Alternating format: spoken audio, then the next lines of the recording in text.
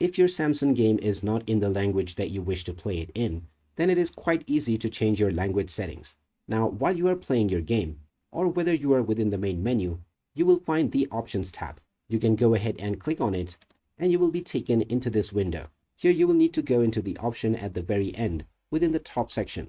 Then look for the middle section, which is the language menu.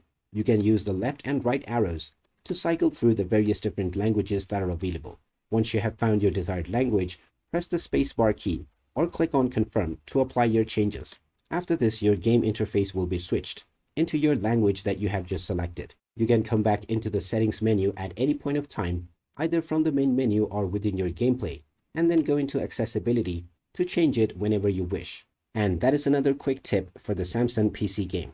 If you find this video helpful, don't forget to drop a like and subscribe for more quick and helpful tips like this one. Thanks for watching. See you in the next one.